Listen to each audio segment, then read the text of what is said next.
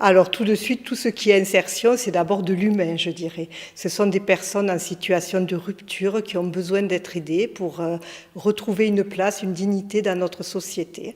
Pour le département, c'est d'abord l'allocation qui est versée, l'allocation RSA, qui représente environ 220 millions d'euros par an, et où le département prend directement en charge, parce que non compensé par l'État, 75 millions environ. Et ensuite, c'est toute la politique d'insertion, toutes les actions que nous finançons pour les bénéficiaires, qui représentent autour de 16 millions d'euros chaque année également. Oui, il y a des associations d'insertion, il y a des associations des structures, des organismes, sous des statuts juridiques divers, qui s'engagent à faire des actions d'accompagnement vers le retour à l'emploi.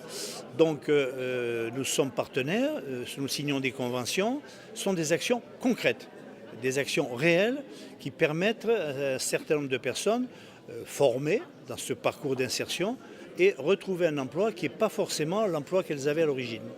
Donc l'association Passerelle Insertion, c'est une association qui s'occupe de l'insertion par l'activité économique et de la mobilité. L'idée pour les ateliers, c'est de les remettre en route, de les remettre sur un rythme de travail, de les remettre en lien avec d'autres personnes. Et ensuite, le côté mobilité, là, ça va être répondre à l'urgence quand on a trouvé un boulot et qu'on ne peut pas y aller, et qu'il faut une voiture.